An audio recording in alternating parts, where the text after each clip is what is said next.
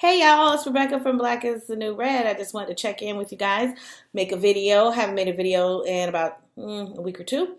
And I just wanted to do that because it's very important with the current political climate, the current things that are happening. Every day I say I'm going to make a video about that. And I don't because it's just something else that happens the next day and the next day and the next day. And I said, I'm just going to sit down and I'm going to make these videos because it's important. A lot of people, like to be informed. They like to know and hear different points of view. And so that's what I'm going to do. But with no help from YouTube because YouTube has been shadow banning me. And I think that's just ridiculous. I mean, who am I? I mean, why would you? And I know it's an algorithm that they have. And I guess I triggered the algorithm based on my content. And so now my subscribers have told me, and they send me messages. Sometimes they've been unsubscribed or they don't get the notification. So, hey guys, when you watch the video, just, share it. Make sure you're subscribed again. Make sure that you hit the bell notifications and share it if you like. If you don't, that's fine too. But share it if you feel like it's content that's important and that you've learned something from and that you want to share with your friends and family. I appreciate it. Okay, because there is a concerted effort to silence conservative voices on Facebook and on YouTube. It is real. The struggle is real. At first I was like, that's probably for the big platforms. People who have a whole bunch. And yes, I am wearing my Make America Great Again t-shirt because I can. Because it's America. And it doesn't mean racism for me. It means make America great again. And for some, it was really great at different particular times in history in the past. And I can remember when America was a lot greater than it is today. Okay, I can remember times I'm old enough to reflect back and remember when America did some great things. And so it's a shirt. I'm not a cap wearing girl, so I won't be wearing a hat.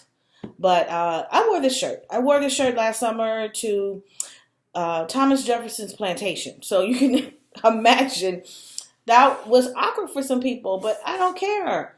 I'm not here to offend, but I'm here to exercise my rights as a citizen. I can wear whatever I want to wear. It's a shirt to me. It doesn't represent racism at all. So I'm going to wear it. Sorry if it offends you. If it offends you, don't watch the video. It's just a shirt, and I like it, and I'll wear it. And so when I do wear it, sometimes I get stares or whatever, but whatever.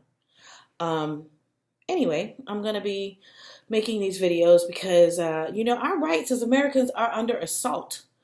For YouTube to shadow ban me or censor me, it's craziness. I mean, who am I? I'm just a black woman from Florida. Okay, a middle-aged black woman from Florida. That's who I am. So, whatever, I guess my content triggered that algorithm. Anyway, I don't care. I'm going to keep making videos. If one or two people see it, those people are important enough for the video. They're one or two people, and you guys are important. You mean a lot. So here we go. It is Black History Month, and for whatever, we say Black history, but it's American history. We shouldn't, categorize it, but for some reason there's a lot of Black history that has been left out of the history books. And so I'm going to focus. I'm going to probably make a lot more videos than I normally do. Just to bring attention to some little known Black history facts. So if you guys find it interesting, please go ahead and share it. Please go ahead and like it. I'd appreciate it. It just helps get the word out there. Okay. So today we're going to talk about, and I did have to put my glasses on because I need to see. We're going to talk about a woman that, maybe many of you probably don't know or have never heard of. Her name is Dr. Dolores Grier. And Dr. Dolores Grier was a pro-life activist. She was a mover and a shaker in the Catholic Church in New York City. And she died last year, February 22nd, which actually was her birthday. And so she was an author. She was a doctor. She was like I said, a pro-life advocate. She was a social worker. And she was a voice for the pro-life movement in New York. And then being an African American, she basically focused on the fact that Planned Parenthood has committed racial genocide against the Black and Latino communities. And so she was very well spoken. And she said the way she got into the pro-life movement was because she heard a rousing pro-life speech from Jesse Jackson in 1977. And it was from this speech that she decided, you know what, I'm going to be a voice for African-American women in the pro-life movement. I'm going to talk about the genocide. I'm going to talk about the Margaret Sanger, who was the founder of Planned Parenthood, who was very much into the extermination of the African-American race. If you don't believe me, look it up. It's called the Negro Project. Become educated and realize exactly what the plan was. It was a well thought out strategy to exterminate the African American race, and they pretty much have done an excellent job. So Dr. Dolores Grier was a outspoken advocate for life in New York City, and she was offered an award from the NAACP in 1993 that she refused to receive because of their stance on abortion. She actually was quoted as, and I'm going to put my glasses back on because I want to read this properly. I don't want to misquote her. She is quoted as saying that, what has Planned Parenthood brought to our communities? What are they bringing to us as people of color? They are not bringing jobs. They are not bringing food. They are not bringing skills. They are bringing death.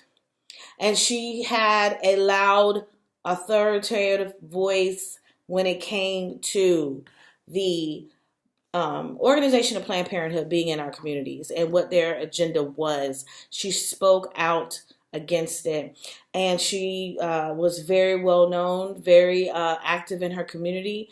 She started the African American Society Against Abortion and Black Catholic Against Abortion. She was a mover and shaker, and she wasn't afraid to speak out. I wonder what Miss Dolores would think about New York today, about what Governor Cuomo and the legislators, the Democrat legislators, their decision to advance the agenda of abortion in New York to a degree that is mind-boggling, where it's okay to murder innocent children, babies, our most defenseless human beings, right before birth.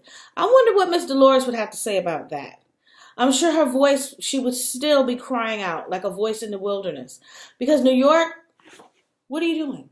I just don't understand. New York, really, what are you doing? What are you doing? Who have you elected? These people didn't just pass this legislation. They still had a standing ovation for it. Yeah, let's go ahead and murder kids all the way up into birth. Disgusting. Governor Cuomo, I don't even know how you sleep at night. I think, the Catholic Church, she was a Catholic. She was the vice chancellor with the Catholic Church for community relations. She was one of the first, she was the first African-American woman to hold such a position.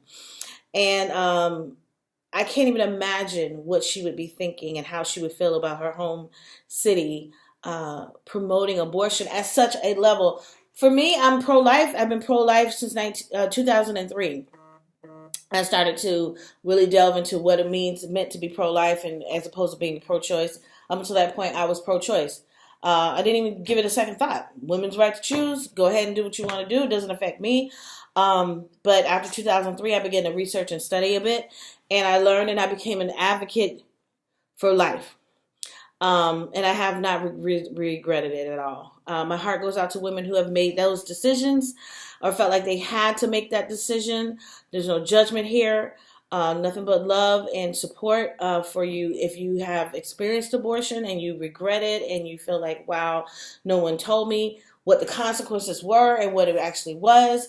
Listen, we all make mistakes. We've all done things. But as a state, New York, come on. I mean, you have people in your history like Dr. Dolores Grier, a woman of faith, a woman of God, a woman who cheered pro-life issues, and she had a strong pro-life stance.